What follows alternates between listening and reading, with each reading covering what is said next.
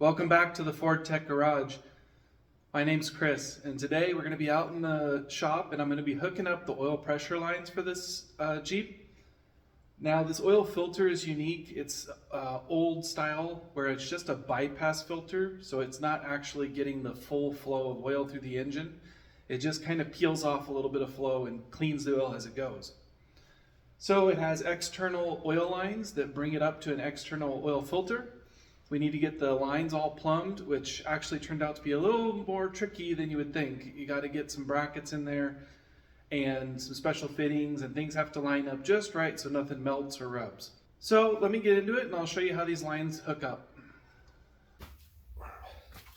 Okay, and I found this rubber grommet just kind of in my spare hardware, and sure enough I just had the right one. I believe it was 3/4 inch grommet that I just happened to have laying around.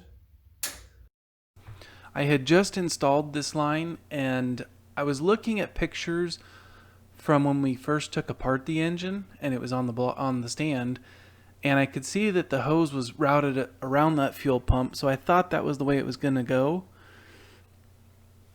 But I quickly realized that it's going to rub on the manifold and there has to be a different way. So I started looking around for other pictures of actual Jeeps that had been assembled.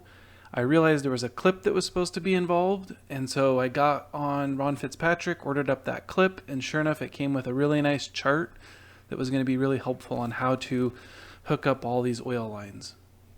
I did verify this is supposed to go, oh, it's not going to fit over there. It gets clamped onto this bolt on the timing cover, and I verified that from a lot of images online. And then it's going to slide behind the fuel filter, and I'm going to clock that 90-degree elbow down there so that it's not really rubbing on anything, because it's got a lot of opportunity to rub.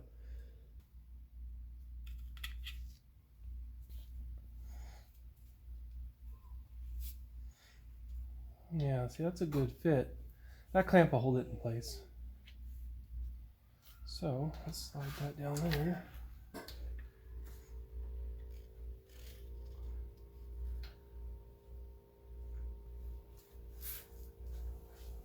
That looks good.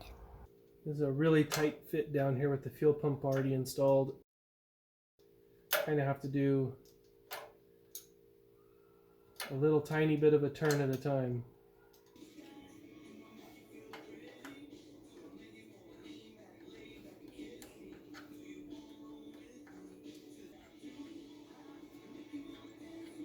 There's a little bug on this.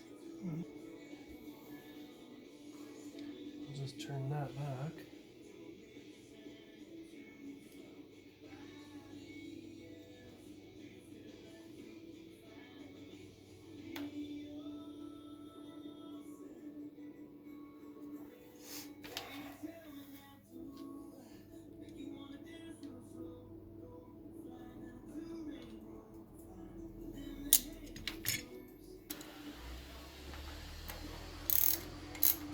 Hopefully it's not like windy. Alright, well, it's a bit of a pain in the butt, but it's all in now. So let me get the short hose flipped around. We're going to get this one with the dual flare put in, and then I'm going to move the other short hose I have back, and it'll be the gauge hose. Now we'll work on the oil filter drain hose. So it takes this 90-degree elbow, and because it is pipe thread going in the bottom of the housing, that's going to need a little bit of thread sealant. I'm going to screw that in there, and then I'll clock it once I get the other hose started and see where it's going to line up. So I'm going to start this hose. Now this is a flare hose, so I don't have any goop on it because the flare should be sealing it. And I'm going to get that started, and then I'm kind of playing with how this is going to curve around to avoid the belt and the alternator or generator. And now I've kind of figured out how I want that to curve. I've clocked that elbow, and it's just a matter of snugging these up.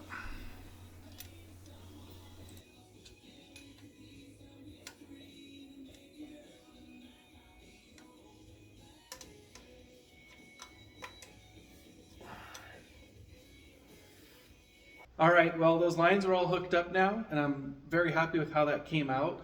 Ron Fitzpatrick has such a great parts catalog and so much information. It's really been a big help with this project. But now I want to turn our attention to the oil pressure gauge, because that is a hydraulic circuit. It is being fed actual pressurized oil, so I need to get that hose hooked up as well. And then that hose flows into a hard line.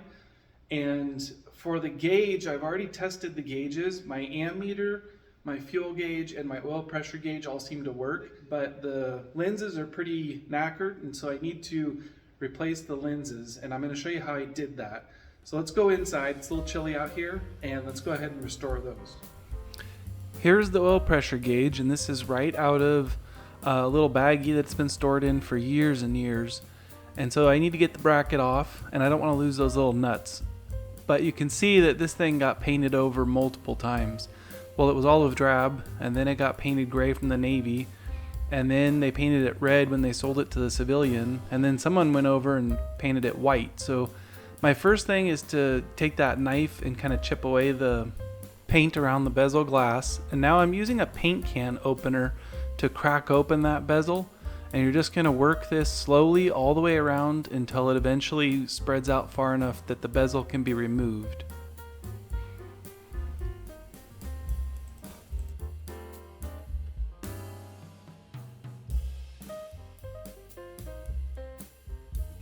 I'm trying to work slowly because I don't know how much of that gasket I need to preserve.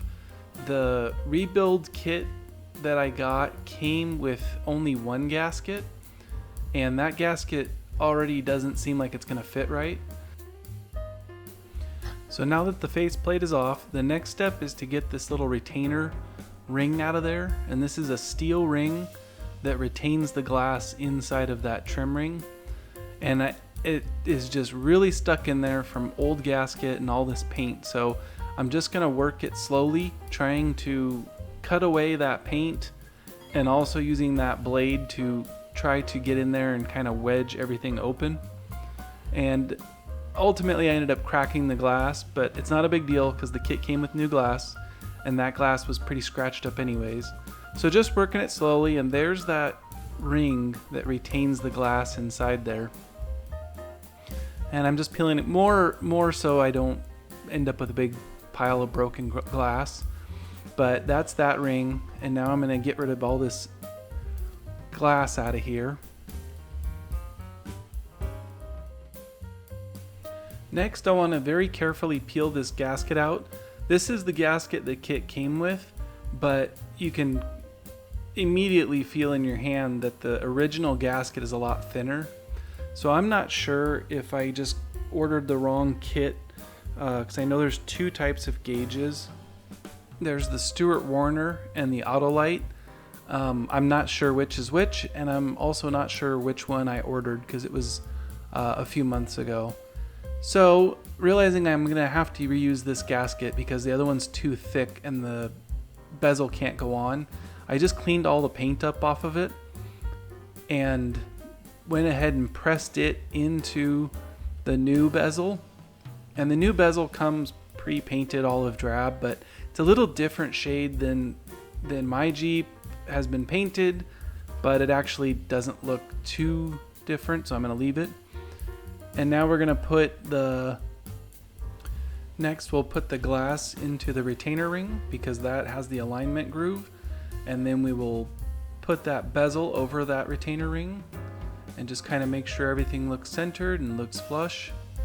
And then we can take the gauge and press it down into the bezel, and I can get that gasket to compress just enough that I'll be able to close it up. So I put some duct tape on the jaws of my slip joint pliers, and by pushing down on the body of the gauge and pressing it into that bezel, I was able to reach around with the channel locks and get a good crimp just to get the crimping process started. What I found is that you're going to be crimping with more of one jaw, not necessarily both at the same time. It seems like that bottom jaw is the one that really folds that crimp over the edge, and that's what you're looking for, is to roll that over. So I want to flip it over, take a look, and oh my gosh, that looks amazing. Now I just need to slowly work those channel locks all the way around the gauge until I get the whole thing crimped in.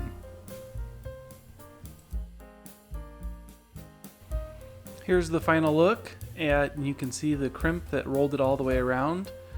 So that's all set. I went ahead and did the other gauges as well. Now let's get them installed.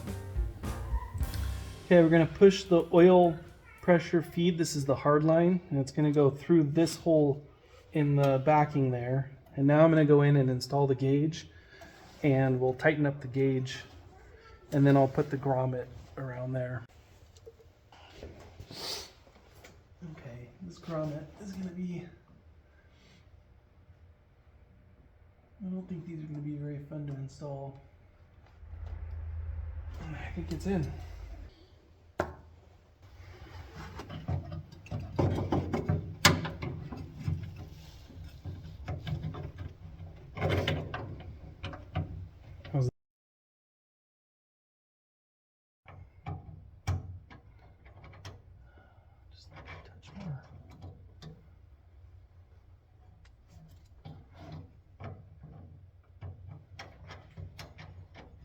That just went right on. Looking at the back of the driver's side of the block, there's this hole, and this is for your oil pressure gauge. It needs a 90-degree elbow, which has thread sealant on it, and then I'm going to screw in the rubber hose adapter and connect it to the hard gauge line. And so now we have that line in there. This Jeep is a little bit unique because of it's such a late build, and so earlier Jeeps just have a hole here for this clip to hold that wire, and since this is a late build, they've actually included a captured nut in there. So we'll just put our clip over here, bend it closed, and I've got a screw that's going to fit in there.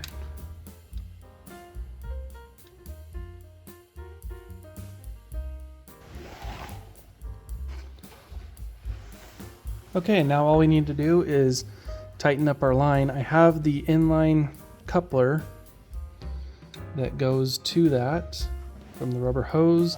You're just going to kind of put a little twist in that rubber hose, and that's going to keep it out of the way of the brake pedal.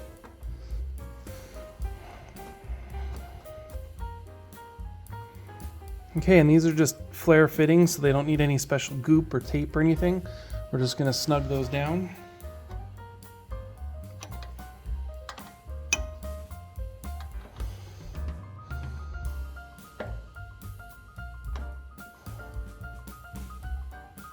And we'll recheck all of that for any kind of leaks once we get the engine running. Well, that's it. All the oil pressure lines are installed. The oil pressure gauge is installed, and it should be working fine. Again, I'll recheck all those fittings once it's running. And if there's something I need to adjust, we'll do that. But for now, that's all set up, and this engine is one step closer to running. So I've got a lot more projects coming up. I also overhauled the fuel level gauge, and we're gonna start wiring that in. So make sure to like this video if you did, and subscribe so that you can get the next video when it comes out. We got a lot more work to do to this Jeep, and I'm hoping to have it running in a few months. So stay with me, and we'll see you in the next one.